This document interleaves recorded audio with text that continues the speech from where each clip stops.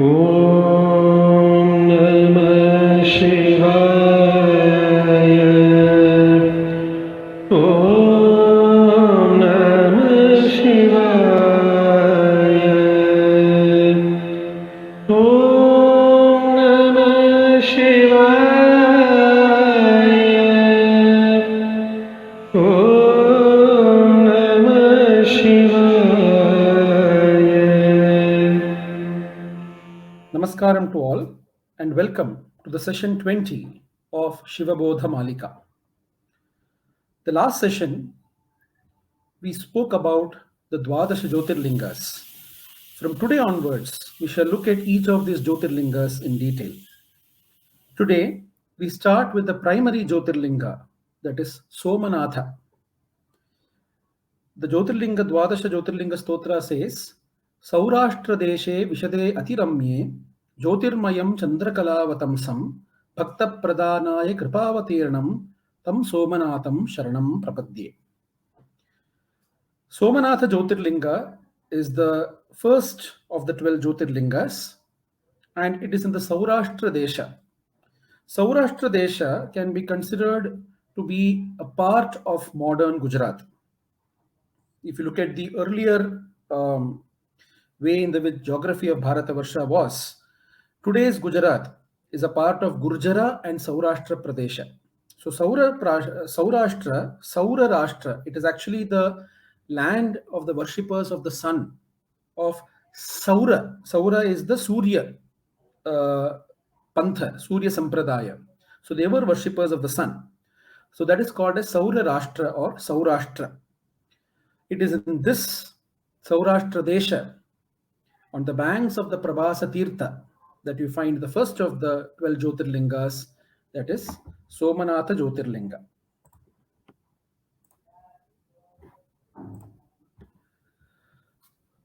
Now, why is it called Somanātha? Soma, the term indicates Chandra. It's one of the Devatas. It's one of the Vedic deities. It also indicates Chandra. So Chandra is also, the another name of Chandra is Soma. Because the Lord here was worshipped by Chandra, he is known as Somanātha or Someshwara in this kshetra. Now, what is the Puranic story behind this? The story says that 27 daughters of Daksha Prajapati were given in marriage to Chandra. These are what we popularly refer to today as the 27 nakshatras. These are personified as the 27 daughters of Daksha Prajapati who were given in marriage to Chandra. But among them, Chandra was more closer to Rohini, one of the daughters of Daksha Prajapati, Rohini. So the other daughters complained about this to Daksha Prajapati, who multiple times reminded Chandra that this is not the right way, this is not the right behavior, and he needs to give equal importance and respect and love to all the other wives as well. But despite multiple warnings and indications by Daksha, Chandra continued to remain more loyal and more affectionate towards Rohini, which angered Daksha, and he cursed Chandra to be subjected to Kshaya Roga. Kshaya means to wither away, to wane away, to get destroyed, to get reduced. That was the curse of Daksha Prajapati to Chandra. So at this point of time, Chandra is said to have been advised by Brahma and the other devas to go to the Prabhasa Tirtha, which is famously mentioned in the various Puranas, including the Skanda Purana, the greatness of the Prabhasa Tirtha. So go to that Tirtha and perform dhyana of Mahadeva, of Shiva, with the Mrityunjaya mantra. Trembagam majamahe sugandhim pushtivardhanam urvarukamiva bandhanat mrityor mukshiyamamritat.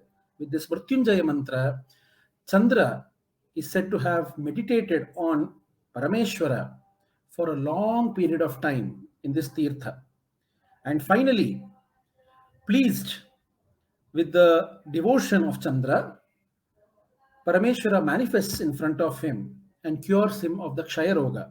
He says that for 15 days, Chandra will continue to wane, but then he will then continue to grow and attain his full form on the 30th day. So this is what becomes the prelude or the story behind the waxing and the waning of the moon, the Shukla Paksha and the Krishna Paksha, between the various phases of the moon. So that is how the Purana relates the story with the waxing and the waning of the moon. So during Paurnami or Purnima, Chandra attains his full form back. And that is why also you will find that most of the festivals, many of the festivals that we celebrate in Sanatana Dharma are very closely related with Paurnima or Purnima. There are a lot of festivals that are celebrated on the Purnima day of various months. So this is the Puranic story behind the Somanātha. So the place where Chandra worshipped Parameshwara is the place where he asks Parameshwara to manifest himself and be present there and bless the devotees for ages to come. And this is the Kshetra of Somanātha or Someshwara. Now the Puranas mentioned that the Tirtha was already called as Prabhasa Tirtha when Chandra came and worshipped Parameshwara. There are other stories which say that the Tirtha got the name Prabhasa because of Chandra gaining the Prabha or the lustre back from Parameshwara. And that is why the Tirtha itself came to be called as Prabhasa. Now, Prabhasa Tirtha is one of the most sacred Tirthas explained variously and glorified variously in the Puranas. Interestingly, the story we know of Prabhasa Tirtha is also that Krishna, towards the fag end of his life, takes all the Yadavas and he goes along with all the Yadavas to Prabhasa Tirtha to perform the various Pitru Karmas. And it is in the Prabhasa Tirtha that the Yadavas, they beat each other and die. They fight with each other because of the curse that they incurred from the Maharshis. They beat with each other and they die. And Krishna also, the hunter releases the arrow, thinking it to be a deer, and it hits the leg of Krishna, the feet of Krishna, and Krishna's Swargarohana also happens in the Prabhasa Tirtha. So there are various temples, if you go to Prabhasa Tirtha, which are commemorating or which are signifying the place where Krishna was resting, the place where the arrow hit him, the place where his Swargarohana happened and he left his mortal remains and went to Vaikuntha. So all those places are even today signified on there, present there in Prabhasa Tirtha. And it is said that to mourn the death of Krishna, all the people, especially ladies, they wear black garments when they go to that particular place in Prabhasa Tirtha. So Prabhasa Tirtha is famously glorified and you find the references in multiple occasions in the Puranas. Now this is the Puranic story of Somanātha. Now the relationship between Chandra and Shiva is a very, very interesting relationship. Chandra is said to have been born during the Samudra Mathana in one of the stories. In another story, he is born from the Virat Purusha, from the mind of the Virat Purusha, Chandrama Manaso Jataha. So in one of the stories, as per the Vedic story itself, Chandra is born from the mind of the Virat Purusha. In the Puranic stories, he is also born from the Samudra Mathana. So he is a child of the Samudra. That is why he and Lakshmi are considered as brothers and sisters. Lakshmi and Chandra, Indu Sahodari. Indu is Chandra, Indu Sahodari is Lakshmi, who is also called as Indira. So Chandra, born out of the Samudra Mathana, in one of the stories, different gifts, different things that came from the Samudra Mathana, different devas accepted it. Like Lakshmi was accepted by Mahavishnu. The Kalakuta Vesha was taken up by Parameshwara. So the body had got heated up So to cool himself, he took Chandra that came from the Samudra Mathana and placed it atop his jata to cool himself. So all the aspects of Parameshwara, if you actually see, they are cooling, they are things that provide cooling effect. Because Parameshwara internally had got heated up because of the Kalakota Visha. This is one reason. Second reason is Rudra or Shiva is none but Agni. He is another form of Agni itself. Rudra is Agni. That is why when the in the Chamaka, when it says that Agna Vishnu Sajosha Sema Vardhantu Vangiraha, Agna Vishnu, that Agna Vishnu, that Agni is nothing but Rudra. It is Rudra and Vishnu who are the two deities.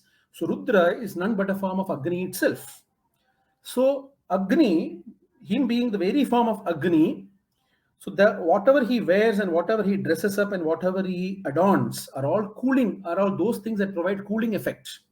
Providing, having the Ganges in his jata, the moon or the Soma, having the snakes, the cold-blooded animals all around him as ornaments, staying in the Himalayas, in the ice-laden places, staying with minimum clothes, just wearing the hide of the elephant and moving around.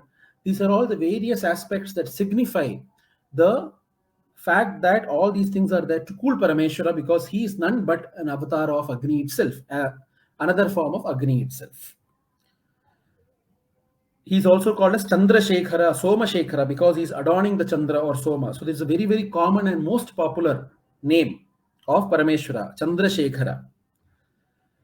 Also, the worship of Rudra, if you take the 7 days of the week, each day has got a specific association with the deity.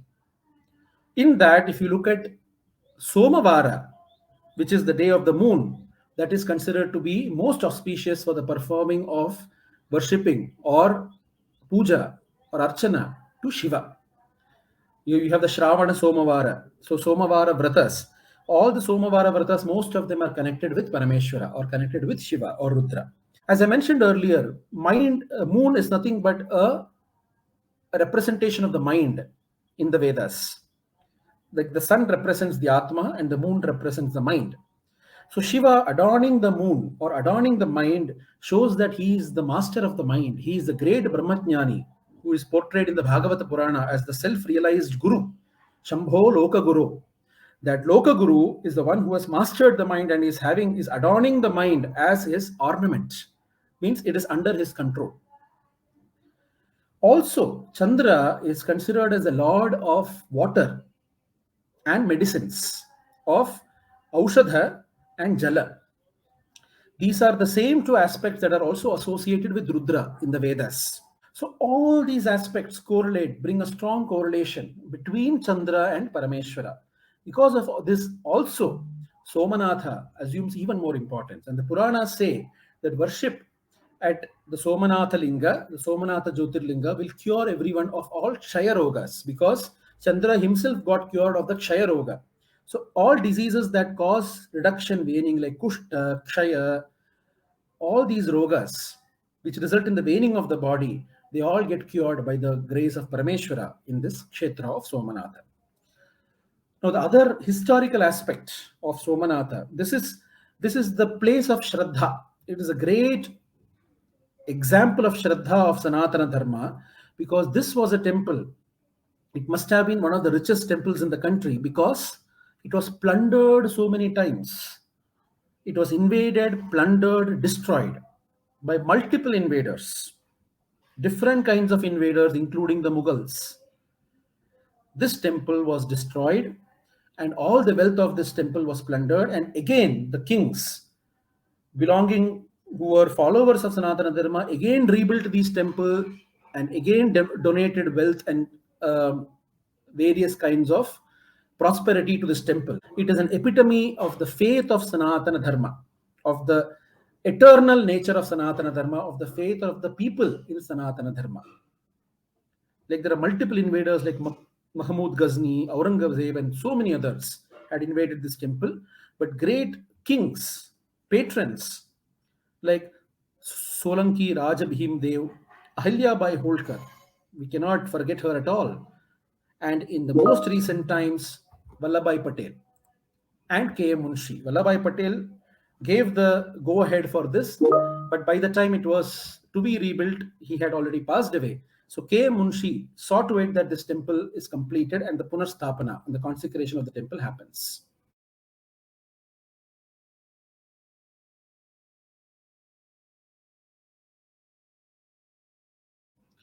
So this is the great story and the faith behind this temple of Somanātha or Someshwara. It is indeed an epitome. It is indeed a symbol. It is indeed an emblem of the faith of all of us in Sanatana Dharma. So I hope all of you enjoyed this session today. Keep watching the sessions on Subhu's Corner. Next time, we shall come up with the details and information on the next Jyotirlinga. Until then, Namaskara.